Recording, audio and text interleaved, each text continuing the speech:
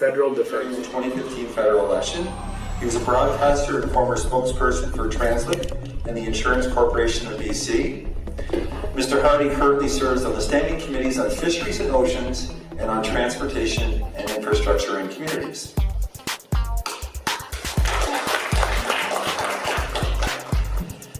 The 2008 and 2015 federal elections. Mr. Dollywell currently serves on the Standing Committee on International Trade. Certainly not least, we have Joseph Waugh, who is from Wally's Veterans Legion.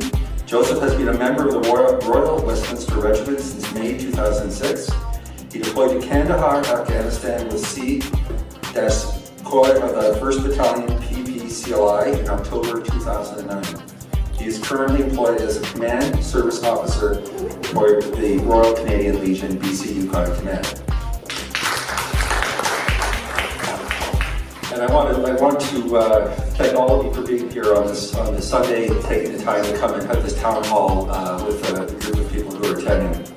Now we have some other special guests today. I want to introduce Mayor Linda Hepner, City of Surrey.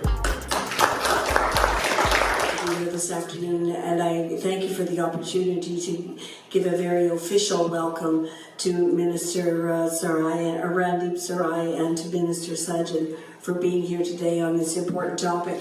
What I really wanted to say thank you to the Minister is that this is the very first time, and on so many issues around public policy, the federal government has reached out to us as cities and to you as individuals to be able to have an opinion and to say that which you'd like to say directly to the federal government. And I think that's a really big plus, and I'm delighted with the relationship that we have been able to create with this government in very short order. So I look forward to the discussion this afternoon, and hopefully the Minister won't mind if we make a few comments of our own, because Surrey has a lot of young people here, with 1/3 of our population under 19, and strong cadet presence. So maybe at some point we'll even see some regimental opportunities coming our direction.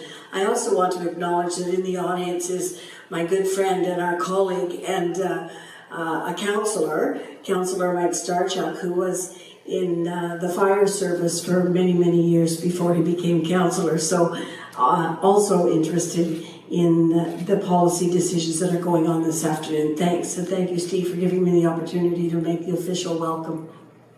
And Your Worship, thank you very much for this great opportunity. First of all, I want to thank Randeep for his tireless efforts and having to put a consultation together.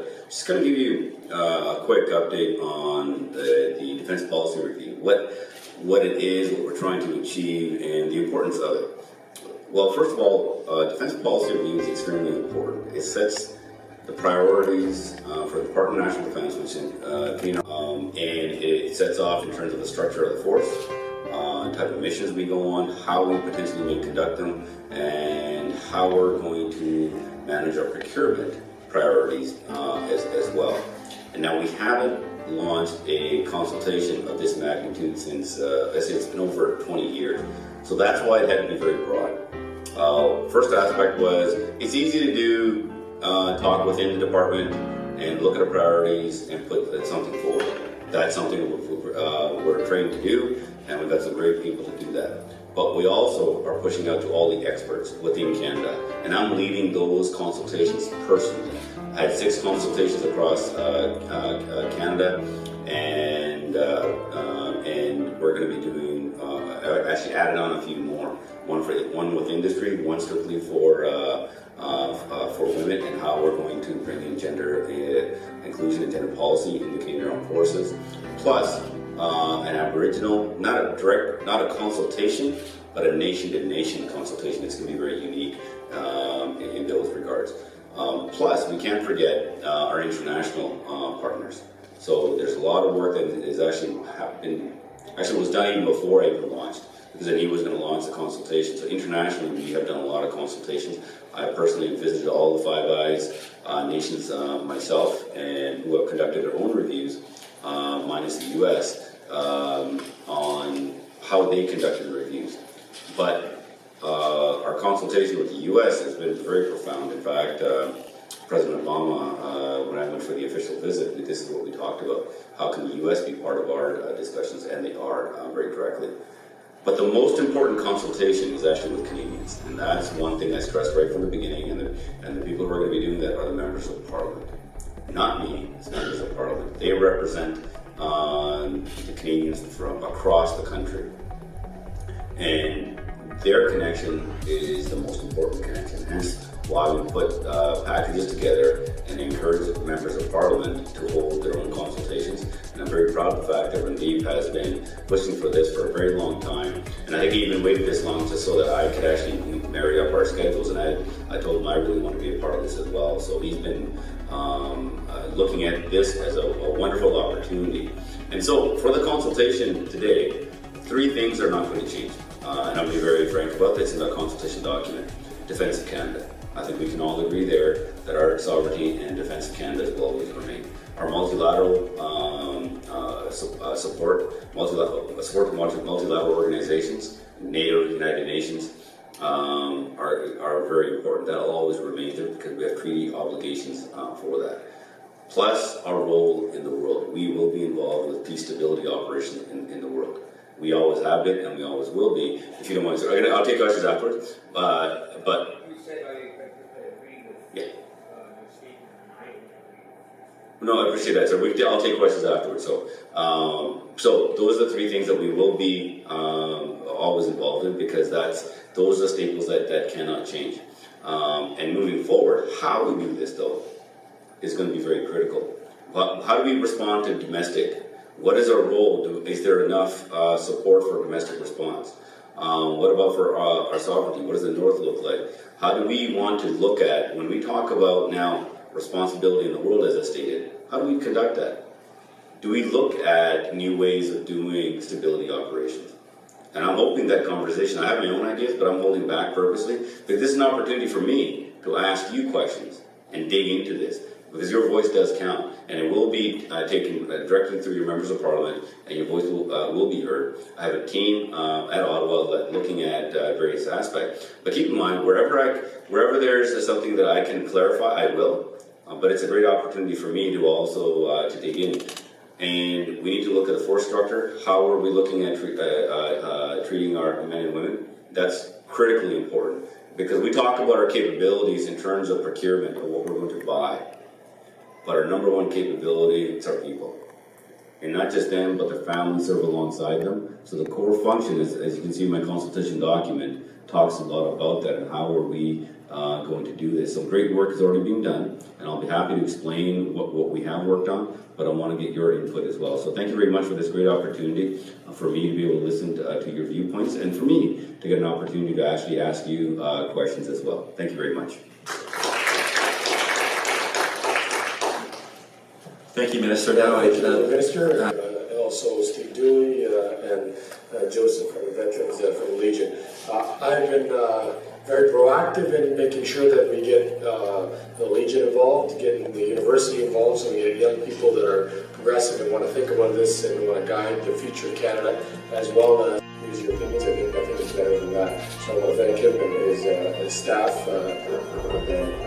Do a shout out to Ben. I can't see him down there, but he worked really hard to coordinate and vary our schedules so that we can make it possible. So I'm going to give you a brief overview of defence in Canada, just as a background. So some of the questions you may ask may already be answered in here, so you can kind of use those as a ground up. So the first one.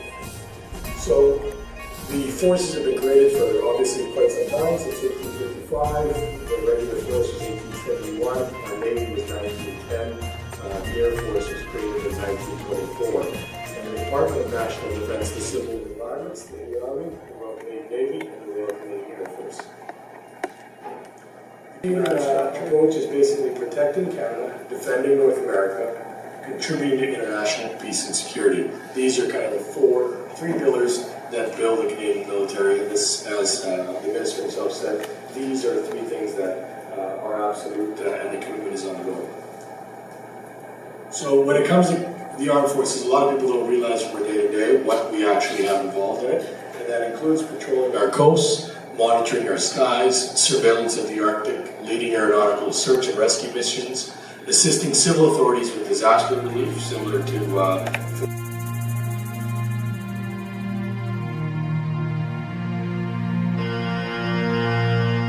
Hi, this Sunday we organized a Defense Review Forum with the Minister of Defense here in Surrey Centre.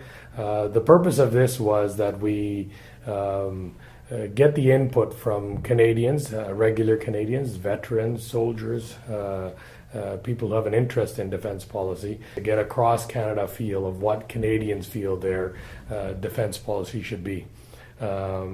So for that purpose, we organized with Simon Fraser University to hold a forum whereby everyone is able to talk freely. It was a panel discussion rather than a lecture. So it was more about getting information.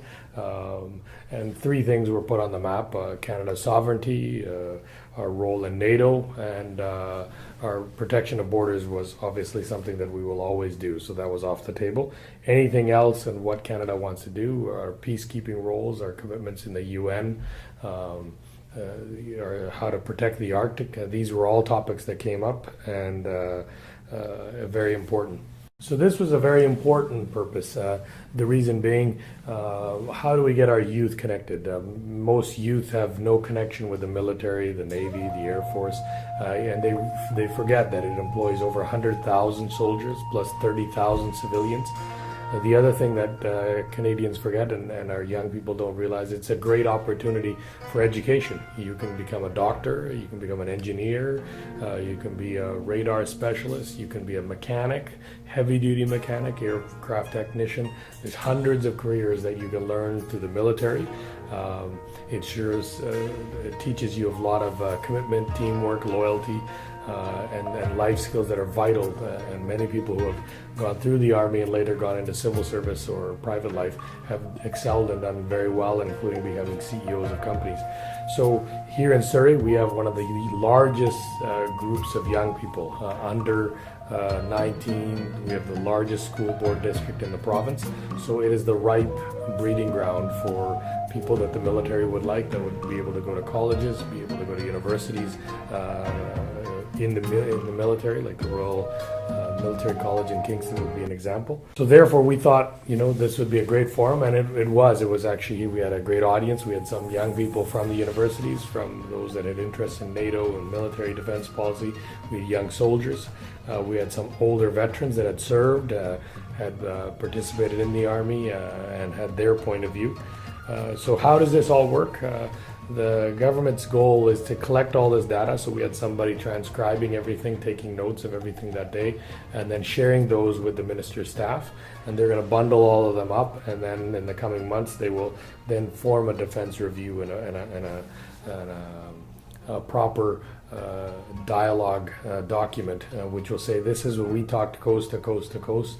And it's not just civilians like us, they also talk to specialists, highly expert ex-defense ministers, defense specialists, retired generals, to see what direction Canada should go, to get an outsider's perspective. Benefit for our community and our youth is huge. The fact that we're being heard has a huge impact. And a prime example is when I met with the veterans on their needs and what they had. They told me that they had over 14,000 veterans in the region here in Surrey and its vicinity area, yet they had no service center for it.